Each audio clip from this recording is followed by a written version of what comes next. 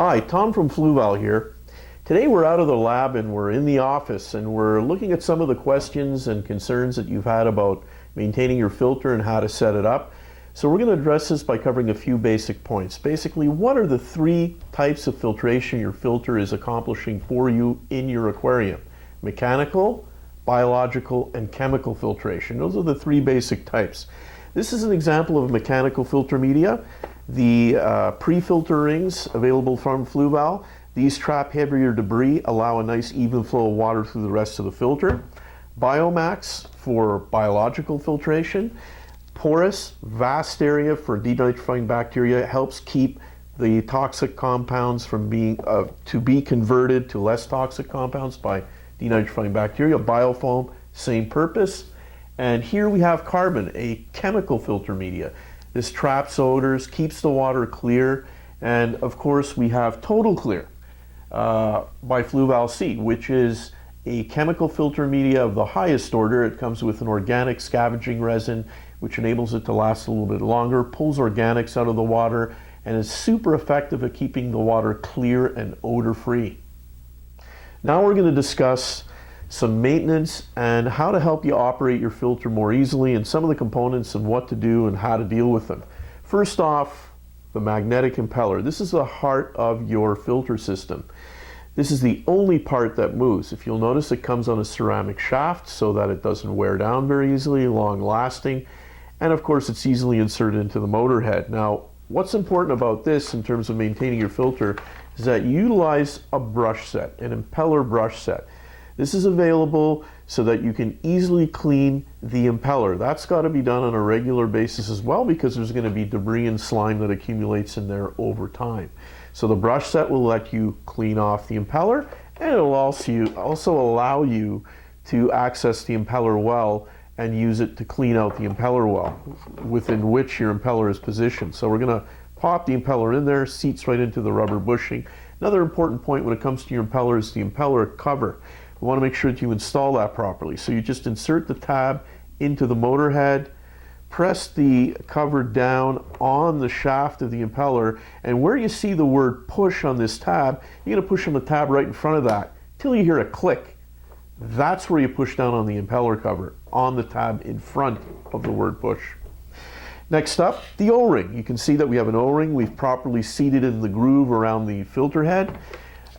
We also have Fluval lubricant. This is a silicone-based lubricant. You can apply some to the O-ring before you put it in, help the O-ring last longer, make it easier to install. Some of the media inside the basket, we were talking about mechanical filtration before.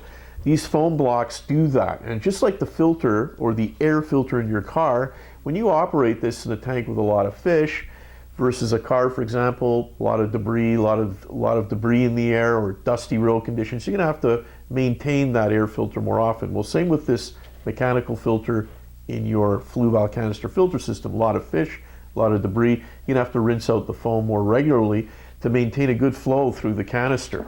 Drops right in there, really easy to do, doesn't take much time at all. And then of course in our media baskets, we've got three different baskets in a typical Fluval Canister filter system. Your mechanical media at the bottom, simply rinse it through, drop it back in. That's important because if not, you're going to impede water flow through there. Biological filter media such as these Biomax rings, those should be rinsed in water that you remove from your tank. You can put it in a small bucket, swish it around in there, remove the mechanical debris out of there. And then of course, your chemical filter media. Simply take it out, rinse the surface of the bag off to get debris, or if you've noticed that the water has been a little bit discolored or there's odors from your aquarium, it's certainly time to replace the carbon or other chemical media. Some of the other important points to look out for are your filter stem. This is a really important component to check out. Look in your tank and check every once in a while. Make sure that there aren't plant leaves that are accumulated against the strainer, or that that little priming ball inside the strainer isn't blocked. And if it is, well, there are different types of brushes for filter stems that you can use that help you keep the stem clean and free of debris. So keep that filter stem clean. Another important point we wanted to make mention of, the filter tubes that come out, you want to make sure when you do your installation that they're relatively straight. No big loops because those are going to accumulate debris and sometimes pockets of air. So keep your installation neat and only as much hosing as you really need. One last component we want to make mention of is the Fluval surface extractor. This is a really cool device. This connects to the inlet of an 06 Fluval filter, and what it does is it allows you to surface skim. There's an adjustment here, and you can adjust the intensity of water coming in at the top or the bottom. Really good accessory that's not clearly understood. Will take off surface films, help with oxygen levels, and a lot of different things in your tank. We talked 06, now let's finish off with FX6. Here we have the FX6 flagship canister filter by Fluval. Now, we went ahead and removed the screws that hold down the motor to the casing, so it'll be a little bit easier to show you right off the bat exactly what you're going to have to do. Now, the first thing you're going to do is remove the impeller housing. You basically just pull it out, and the O-ring has remained in place in this case here. It goes around the outside of that impeller housing. Inside, you're going to see that there's a slot right over there that lines up with this bottom tab on the motor housing. Basically, what you do is just take an impeller brush set and you clean out the impeller well inside and the actual impeller itself. It is actually possible that granular particulate from media, filter media used, for example, could work its way in here. So if your filter would happen to seize at any point in time that you're using it, it could likely be this. Again, this is the only moving part in the filter.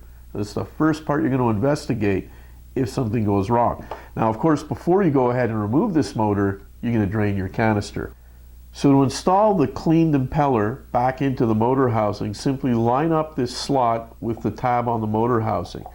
Just like so. Pops right in, the O-ring is pinned, and it's ready to install back on the filter canister. You just push the motor up against the canister and use the screws to secure it back down. So there you have it. A number of tips to help you enjoy your Fluval canister filter for a long time to come.